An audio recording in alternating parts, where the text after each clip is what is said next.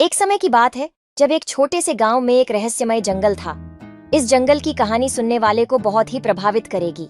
जंगल में रहने वाले लोग एक अजीब सी चीज के बारे में सुनते थे, एक चमत्कारी पत्थर जिसकी शक्ति से जंगल की सुरक्षा बनी हुई थी। इस पत्थर को ढूंढने की कोशिशों में बहुत लोग गांव से बाहर निकले, लेकिन कोई भी सफल नहीं हुआ। गांव का एक युवक नामक आर्यन ने यह सुनकर तय किया कि वह भी इस चुनौती का सामना करेगा। उसने अपने दोस्तों को साथ लिए और जंगल की ओर बढ़ा।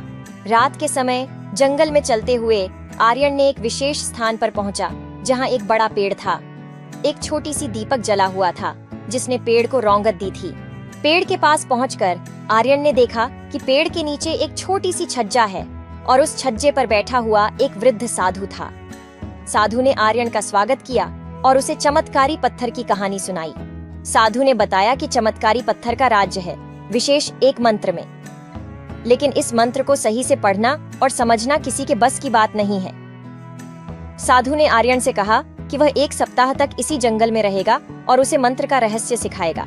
आखिरकार सप्ताह का समय खत्म हो गया और आर्यन ने साधु से अवसान करने का निर्णय लिया। साधु ने कहा, बेटा, तू अभ्यास नहीं छोड़ना चाहिए, सफलता तो धीरे धीरे होगी। आर्यन ने जंगल को अलविदा कहा और अपने गांव वापस लौटा। वह निराश था, लेकिन उसने कभी हार नहीं मानी। उसने रोजाना अभ्यास किया और आखिरकार मंत्र को सही तरीके से पढ़ने का सीखा। फिर एक रात चमत्कार हो गया।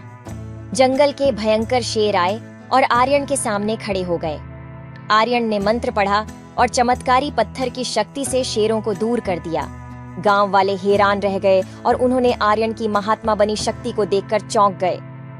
आर्यन ने उन्हें बताया कि सच्ची सफलता उसकी कठिनाइयों का सामना करने और कभी नहीं हारने में है। गांव वाले हैरान रह गए और उन्होंने आर्यन की महात्मा बनी शक्ति को देखकर चौंक गए। आर्यन ने उन्हें बताया कि सच्ची सफलता उसकी कठिनाइयों का सामना करने और कभी नहीं हारने में है।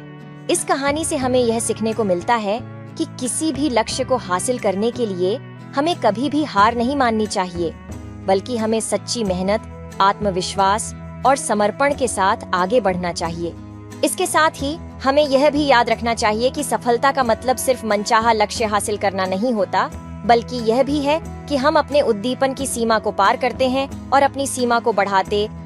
इस रहस्यमय कहानी ने हमें यह सिखाया है कि हर कठिनाई से गुजरने में ही हमारी सबसे बड़ी शक्ति छुपी होती है। ये सुनने वालों को प्रेरित करेगी और उन्हें अपने लक्ष्य की प्राप्ति के लिए संकल्पित करेगी।